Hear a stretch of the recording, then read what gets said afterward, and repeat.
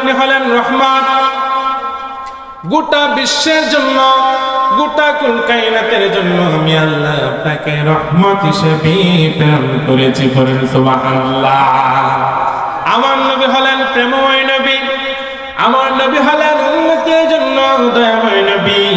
যেই নবী আমার রাসূল উম্মতের নাজাতের জন্য নিজের কলিজার টুকরা হাসান হোসেনকে কুরবানি দিয়েছেন, ওই নবীকে ভালোবাসার দরকার আছে না নাই? বিশ্ব নবীকে মদিনার মধ্যে খুঁজে পাওয়া যায় না, আমার রাসূলকে 3 দিন পর্যন্ত মদিনার মধ্যে খুঁজে পাওয়া যায় না। 3 দিন পর ওমর ফারুক তরবারি হাতে নিয়ে দাঁড়া বলে, মদিনার কাফেররা শোনো শোনো, কিছুক্ষণের মধ্যে যদি আমার রাসূলের খবর না দিতে পারো, আজকে মদিনার মধ্যে রক্তের বন্যা হয়ে যাবে। মদিনার মধ্যে একটা কাফেরকে আমি ওমর ছেড়ে দেব না। সমস্ত কাফের মুনাফিকরা ভয়ে কাঁপতে শুরু করলো, হায়রে আমরা তো রাসূলের খবর জানি না, রাসূল কোথায় জানি না, কোথায় চলে গিয়েছে সেই খবর আমরা রাখি না। কিন্তু আজকে তো ওমরের হাত থেকে বাঁচার উপায় নাই। মুনাফিকরা ভয় কাঁপতে শুরু করলো। ওমর ফারুক বলতে লাগলো, আবু বকর বলতে লাগলো, ওমর পাকনামি করো না, রাসূলকে খুঁজে পাওয়া যায় না, চলো অনেক দূর পর্যন্ত আমরা রাসূলের খোঁজে বের হয়ে যাই। 3 দিন পরে সাইয়েদনা আবু বকর ওমর চলতে চলতে অনেক দূর পর্যন্ত চলে গেলেন, গিয়ে দেখলেন কতগুলো উট রাখা, উটের গলা রশির মধ্যে হাত দিয়ে দাঁড়ায় রয়েছে। আবু বকর বলতে লাগলো, ভাই এই পথ দিয়ে আল্লাহ রাসূলকে যাইতে দেখছো নাকি, আমার রাসূলকে যাইতে দেখছো নাকি? রাখাল বলতে লাগলো, কি নাম তোমাদের? তোমাদেরকে চিনি না, তোমাদেরকে জানি না। আবু বকর বলতে লাগলো, আমি আবু বকর আর আমার ভাই ওমর। রাখাল বলতে লাগলো, আবু বকর ওমর তোমাদেরকে চিনি না, তোমাদের রাসূলকেও চিনি না। তো 3 দিন পর্যন্ত ওই পাহাড়ের গুহার মধ্যে একটা লোক উম্মতি উম্মতি উম্মতি বলে কান্দে রে আবু বকর। আল্লাহর কসম করে বলে, ও আবু বকর শোনো শোনো, 3 দিন পর্যন্ত আমাদের এই উটগুলাও গাছের মধ্যে মুখ পর্যন্ত লাগাই না। পড়েন সুবহানাল্লাহ। আবু বকর বলতে লাগলো, ওমর যেই নবীর মায়ায় পড়ে, যেই নবীর দয়ায় পড়ে, যেই নবীর দুঃখে দুঃখিত হইয়া জানোয়ার পর্যন্ত খানা পিনা ছেড়ে দিয়েছে, এটা রাহমাতুল লিল আলামিন ছাড়া অন্য কেউ হতে পারে না। পড়েন সুবহানাল্লাহ। আবু বকর ওমর দৌড়ে পাহাড়ের গুহার মধ্যে উঠলেন, গিয়ে রাসূলকে সালাম দিলেন। আবু বকর বললেন, ইয়া রাসূলুল্লাহ, ইয়া হাবিবাল্লাহ, 3 দিন পর্যন্ত মদিনার মধ্যে আপনার কোনো খবর নাই। ও নবী, আপনি পাহাড়ের গুহার মধ্যে উম্মতি উম্মতি বলেন, উম্মতি উম্মতি বলে কান্দেন গো নবী। ও নবী, 3 দিন পর্যন্ত মদিনার মধ্যে আপনার কোনো খবর নাই।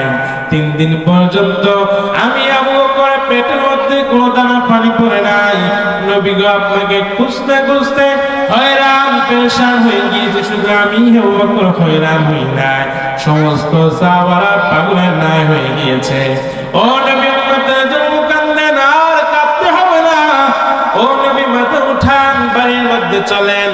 আপনার গুনাহগার উম্মতের নাজাতের জন্য আমি আবু বকর কালেমা গ্রহণ করে পর্যন্ত যত নেক আমল করেছি, আপনার জন্য আমার নেক আমলগুলো আপনার উম্মতের নাজাতের জন্য আমি আবু বকর কুরবানি করে দিলাম। পড়েন সুবহানাল্লাহ। আমার রাসূল মাথা উঠান না। ওমর ফারুক দাঁড়ালেন, সালাম দিলেন, ইয়া রাসূলুল্লাহ, ইয়া হাবিবাল্লাহ, 3 দিন পর্যন্ত মদিনায় আপনার কোনো খবর নাই। ও রাসূল, 3 দিন পর্যন্ত মদিনার মধ্যে এমন কোন অলি-গলি নাই যেখানে আপনাকে খুঁজি নাই। ও নবী, আপনি এখানে উম্মতের জন্য কাঁদেন, আর কাঁদতে হবে না গো নবী, চলেন বাড়ির মধ্যে চলে যাই। ও নবী, আপনাকে ওয়াদা করি, আমি ওমর আপনার সুন্দর চেহারা দেখে, আপনার গর্দান কাটার জন্য আপনার সুন্দর চেহারা দেখিয়া আমি ওমর কালেমা গ্রহণ করলাম। 3 দিন পর্যন্ত আপনাকে দেখি না, আপনার সুন্দর চেহারাও দেখি না। ও নবী, আজকে উম্মতের জন্য কাঁদে না, কাঁদতে হবে না গো নবী। ও নবী, আমি ওমর ওয়াদা করলাম, আমি ওমর কালেমা গ্রহণ করার পর আজ পর্যন্ত যত নেক আমল করেছি সমস্ত নেক আমলগুলো আপনার গুনাহগার উম্মতের নাজাতের জন্য কুরবানি করে দিলাম। পড়েন সুবহানাল্লাহ। এরপর আমার রাসূল মাথা ওঠান না, আমার রাসূল কিছু বলে না, শুধু কান্না করে চলেছে। আমার রাসূল কান্না করে চলেছে, কান্না করে চলেছে। আমার রাসূলের কান্নার সাথে সাথে আসমান জমিন প্রকম্পিত হয়ে গিয়েছে, কান্না শুরু করে দিয়েছে। আবু বকর বলতে লাগলো, আমার এইভাবে রাসূলকে এখান থেকে বের করা যাবে না, চলো ফাতেমার কাছে চলে যাই। হাসান হুসাইন ছাড়া আমার রাসূলকে ঘর থেকে বের করা যাবে না। দৌড়াতে যখন শুরু করলেন, পথের মধ্যে আলীর সঙ্গে দেখা হয়ে গেল। আবু বকর বলতে লাগলো, আলী, রাসূলের খবর পাওয়া গেছে, আমার রাসূল পাহাড়ের জোড়ার মধ্যে উম্মতি উম্মতি উম্মতি বলে কান্দে। ও আলী, চলো আমরা ফাতেমার হুজরায় চলে যাই। ফাতেমা ছাড়া, হাসান হুসেন ছাড়া আলীকে, আমার রাসূলকে গুহা থেকে বের করা যাবে না। দৌড়াতে শুরু করলেন ওমর। আবু বকর আলী দৌড়াতে দৌড়াতে ফাতেমার হুজরার মধ্যে দাঁড়ালেন। আমার ফাতেমা দেখতে লাগলেন, আবু বকর কান্দে, ওমর কান্দে, আলীও কান্দে। ফাতেমা দৌড়ে এসে স্বামী আলীর বুকে মাথা ঠেকে বলতে লাগলো, আলী, আবু বকর কান্দে, ওমর কান্দে, আপনিও কান্দেন। বুঝতে পেরেছি মদিনার মুনাফিক কাফেররা আমার এতিম বাবাকে হত্যা করে ফেলেছে। পড়েন নাউযুবিল্লাহ। ও আলী, কোথায় রেখেছো আমার বাবাকে? আলী ঠোঁটগুলো বেঁকে বেঁকে বলতে লাগলো, ফাতেমা, আমার রাসূলের খবর পাওয়া গিয়েছে ফাতেমা, আমার রাসূল অনেক পাহাড়ের গুহার মধ্যে উম্মতি উম্মতি বলে কান্দে। পড়েন সুবহানাল্লাহ। ফাতেমা হাসান হুসাইনকে সঙ্গে নিয়ে দৌড়াতে শুরু করলেন। যেতে যেতে পাহাড়ের গুহার মধ্যে দাঁড়ালেন, বললেন, বাবা, কোথাও সফরে গেলে সর্বশেষ বিদায় আমি ফাতেমার কাছ থেকে নিতেন গো বাবা। আজকে কি হয়েছে, কি এমন ঘটেছে যার কারণে আপনি আমি ফাতেমাকেও বলে আসেন নাই? গোটা জীবদ্দশার মধ্যে এমন কোনোদিন হয় নাই যে সফরে গিয়েছেন আমাকে বলে যান নাই। ও বাবা, জীবনে তো এমন কোনোদিন হয় নাই। বাবা, হাসানকে আমি বুঝাইতে পারি না, হোসেনকে বুঝাইতে পারি না, নানাই কই নানাই কই বলে কান্দে।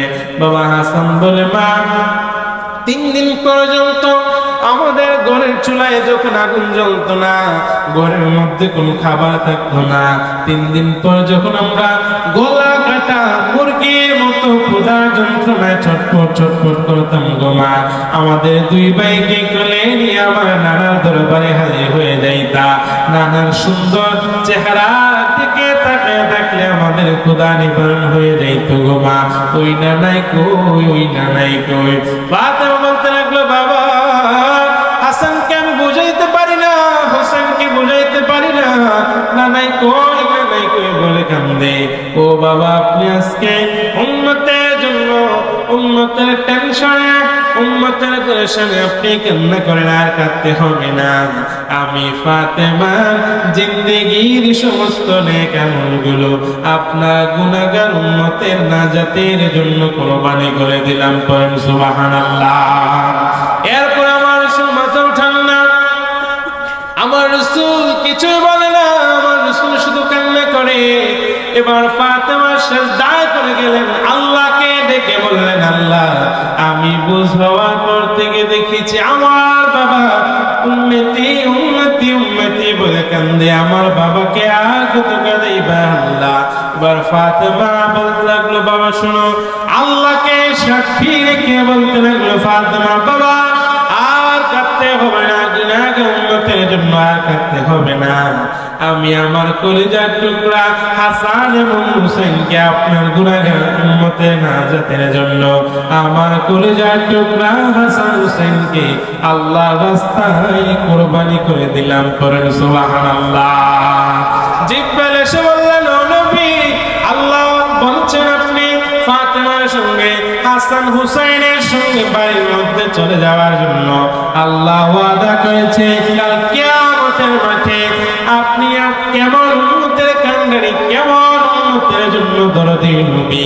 আল্লাহ বুঝতে পেরেছে ও নবী আর কাঁদতে হবে না, মাথা উত্তোলন করেন, হাসান হুসেন ফাতেমার সঙ্গে বাড়ির মধ্যে চলে যান। আল্লাহ ওয়াদা করেছে কাল কিয়ামতের মাঠে রব্বুল আলামিন আপনার কাছ থেকে জিজ্ঞাসা না করে আপনার একটা উম্মত জাহান্নামের মধ্যে ছেড়ে দিবে না। পড়েন সুবহানাল্লাহ, আর জোরে বলেন সুবহানাল্লাহ। যেই নবী উম্মতের জন্য, যে রাসূল উম্মতের জন্য নিজের কলিজার টুকরা নয়নের কুটুলি হাসান এবং হুসাইনকে কুরবানি করে দিলেন, ওই নবীকে যদি কোনো বেঈমান গালি দেয় তাহলে কলিজার মধ্যে আঘাত লাগে কি লাগে না? আমরা সব সহ্য করতে পারি, আমাকে গালি দিলে সহ্য করতে পারি, আমার বাবাকে গালি দিলে সহ্য করতে পারি, কিন্তু আমার রাসূলকে গালি দিলে খবর আছে না নাই? আমার কোরআনকে গালি দিলে খবর আছে না নাই? যারা কোরআনের বিরোধিতা করে, যারা আমার রাসূলের বিরোধিতা করে, তাদেরকে এই জমিনের মধ্যে ধ্বংস করে দিবেন কে?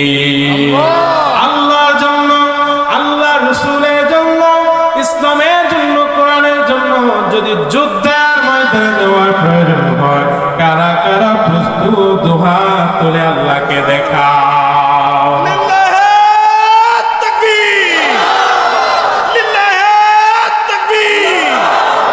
আমার নেতা তোমার নেতা, আমার নেতা তোমার নেতা।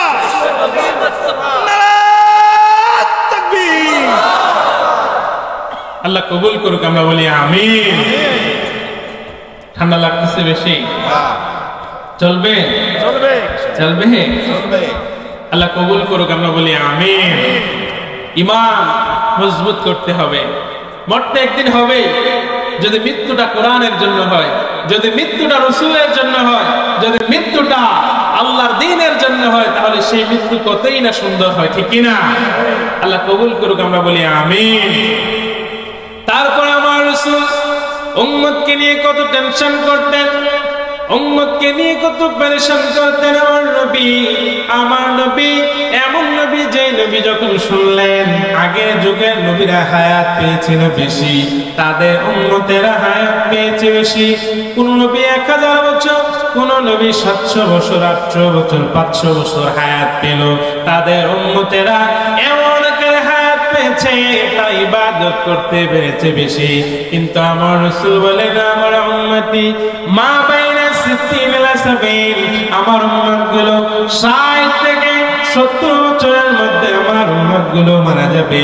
আমার উম্মতকে শয়তান ধোঁকা দিবে, আমার উম্মতগুলো মসজিদে যাবে, আমার উম্মতগুলোকে শয়তান গানের মজমায় নিয়ে যাবে, আমার উম্মতগুলো তাফসীরুল কুরআন মাহফিলে যাবে, আমার উম্মতগুলোকে শয়তান টেনে টেনে দোকানের মধ্যে নিয়ে যাবে। আমার উম্মতের কি হবে? আমার উম্মতের কি হবে? যখন টেনশন করতে লাগলেন, প্রেশান করতে লাগলেন, আল্লাহ তাআলা আমার রাসূলকে এত ভালোবাসেন, এত মায়া করেন। আমার রাসূল যেখানে যেখানে টেনশন করতে করতে হতাশ হয়ে যাইতেন, প্রেশান হয়ে যাইতেন, ওইখানে আমার রাসূলের টেনশন দূর করার জন্য আমার আল্লাহ চেনা নেই। আল্লাহ বলেন আমি টেনশন করেন না, never lose hope, never give up, don't be frustrated. নবী আপনি হতাশ হইেন না, টেনশন করিয়েন না, ফ্রাস্ট্রেশনে ভুগেন না গো নবী। আগের যুগে নবীদেরকে হায়াত বেশি দিয়েছি, তাদের উম্মতদেরকে হায়াত বেশি দিয়েছি। আপনার উম্মতকে হায়াত দেই নাই, তাদেরকে হায়াত বেশি দিয়েছি। আপনার উম্মতদেরকে হায়াত দেই নাই তো কি হয়েছে? তাদেরকে হায়াত দিয়েছি কিন্তু কদর দেই নাই। আর আপনার উম্মতকে হায়াত কম দিয়েছি তো কি হয়েছে? কদর দিয়ে পরিপূর্ণ করে দিয়েছি। পড়েন সুবহানাল্লাহ।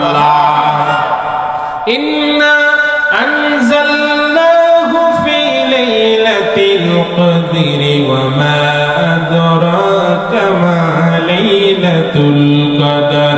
লাইলাতুল কদরি খায়রুম মিন আলফি শাহর। পড়েন সুবহানাল্লাহ। আল্লাহ বলেন ও নবী টেনশন করেন না, হতাশ হইন না গো নবী।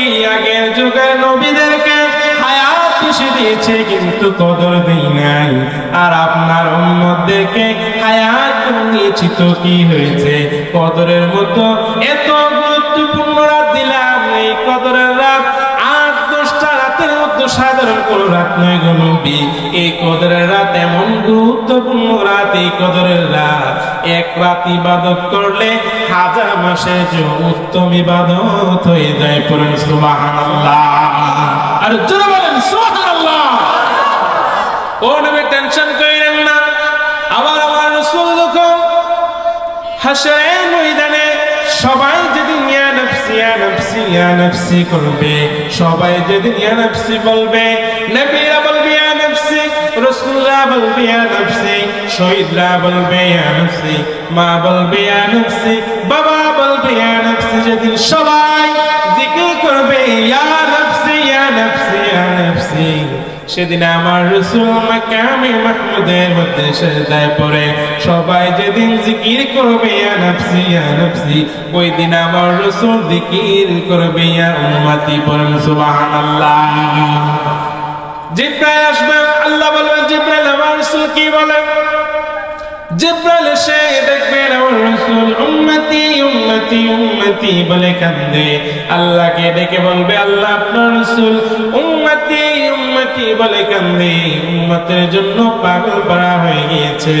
আল্লাহ বলবেন ও জিবরাইল, দুনিয়ার জমিনে আমার রাসূলের মন খারাপ বলে যেমন করে আমি আল্লাহ আমার রাসূলের মন ভালো করতাম, আজকে হাশরের ময়দানে আমার রাসূলকে এমন একটা খুশির সংবাদ শোনাবো জিবরাইল, এই খুশির সংবাদটা শুনে আমার রাসূলের মনটা খুশি হয়ে যাবে। পড়েন সুবহানাল্লাহ। আল্লাহ বলবেন নবী সালতুতা মাথা উত্তোলন করেন, সালতুতা মাথা উত্তোলন করেন, ইশফাতু শাফা, আজকে আপনাকে শাফায়াতের অধিকার দিয়ে দিলাম গো নবী। ও নবী আপনি যাকে খুশি তাকে নিয়ে জান্নাতের মধ্যে প্রবেশ করেন। করেন সুবহানাল্লাহ। ওই যে আমার রাসূলকে আল্লাহ শাফায়াতের মালিক বানিয়ে দিবেন, তার মানে যে উম্মত নামাজ পড়ে না, দাঁড়িয়ে রাখে নাই, যে উম্মত আল্লাহর জন্য রাসূলের জন্য ইসলামের জন্য ইসলামী আন্দোলনের মধ্যে শামিল হয় নাই, ওই উম্মতকে আমার রাসূল সেদিন পরিচয় দিবে না, উম্মতকে পরিচয় দিবে না। অথচ দুনিয়াতে ইয়া নবী করতে করতে আমি আপনি শেষ, কিন্তু রাসূল বলবে চিনি না। তখন কি হবে? যদি রাসূল বলে চিনি না, আল্লাহ জান্নাত দিবে? কথা বলেন দিবে? তাহলে আল্লাহ রাসূলকে খুশি করাইতে হলে রাসূল যে কাজগুলো করেছে ওই কাজগুলো আমাদের করার দরকার আছে না নাই?